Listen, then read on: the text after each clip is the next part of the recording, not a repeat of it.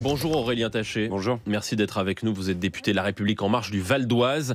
Emmanuel Macron debout dans un gymnase de Normandie hier pendant près de 7 heures, entouré de plusieurs centaines de maires. Exercice de questions-réponses inédit, service public, procréation médicalement assistée, 80 km/h. Tout y est passé. Visiblement, les maires de France ont beaucoup de choses à dire au président. Oui, et c'était à mon avis quelque chose de très fort qu'on a vécu hier. Je ne crois pas que dans l'histoire politique récente, on ait vu un président de la République comme ça discuter pendant 7 heures d'affilée de tous les sujets avec 600 maires. Pour moi, ça inaugure finalement ce changement de méthode que la majorité, que le président de la République veut impulser dans la manière de gouverner le pays. Ce grand débat national, ça doit être un formidable moment démocratique. On voit que les Français en ont besoin.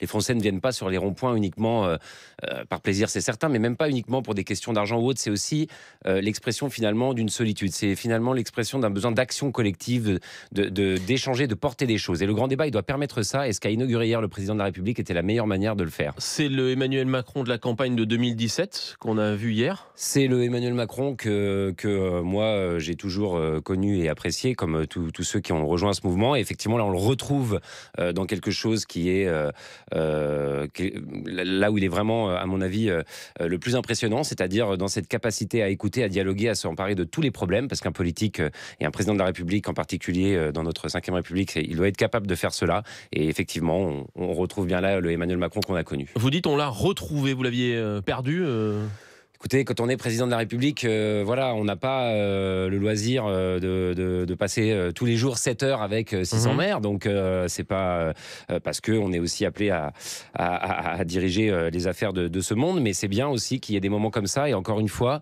ça inaugure bien de ce que doit être ce grand débat national. Alors on a aussi retrouvé le Emmanuel Macron des petites phrases, si je puis dire. Il y a eu cette séquence surprise avant l'échange face au maire. Emmanuel Macron a assisté au conseil municipal de Gagny. C'est une commune de l'Eure. Et à propos de la pauvreté, voilà ce qu'a dit le chef de l'État. La solution n'est pas dans le face-à-face entre ceux qui profiteraient d'un côté, ceux qui seraient les vaches à lait de l'autre. Elle est dans un travail collectif très fin.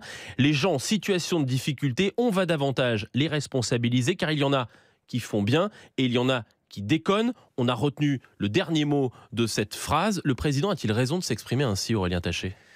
Alors, le problème, c'est que quand il y a une petite phrase comme ça, du coup, on ne reprend pas tout ce qu'il a dit avant, effectivement. Et il a beaucoup parlé, par exemple, du fait que les gens devaient être accompagnés, que les gens devaient ne pas être laissés seuls face aux difficultés, face à la pauvreté. Mais comme il ajoute cette petite phrase ensuite, on ne retient que cela. C'est toujours ainsi, c'est le jeu. Il n'était pas obligé de le dire. Il n'était pas obligé de le dire. Après, c'est vrai que si certains ne jouent pas le jeu, il faut pouvoir les sanctionner. Mais moi, je considère aussi, j'ai eu l'occasion de le dire, que par exemple, quand vous êtes sur un métier où vous n'êtes pas bien considéré, mal payé, il ne faut pas s'étonner que les gens puissent rester quelques mois au chômage, et il ne faut pas viser un système de contrôle généralisé. Quand vous êtes dans un quartier difficile où il y a de la violence ou autre, si vous n'êtes pas accompagné, par exemple, le fait d'être sanctionné quand vous retire vos allocations, comme on a pu avoir des propositions qui ont été faites de cette nature-là ces dernières semaines, ça n'est pas possible non plus. Donc, sur le fond, Aurélien Taché, est-ce que c'est pertinent d'évoquer la question de la pauvreté en France sous l'angle de la fraude ?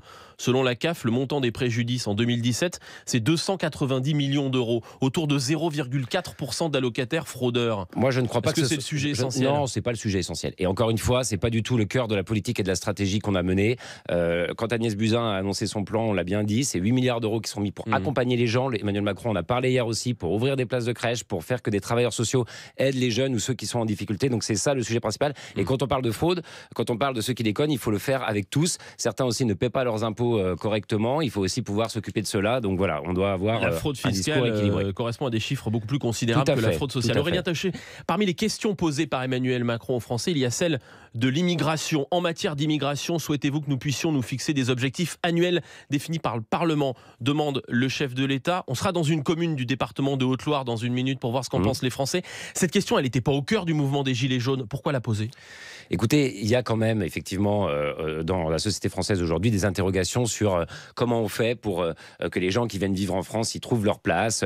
Moi, j'ai remis un rapport sur l'intégration des réfugiés. On voit des gens qui ne parlent très mal français, on voit des gens qui ont un besoin d'être accompagnés là aussi, donc il faut qu'on puisse répondre à ces questions.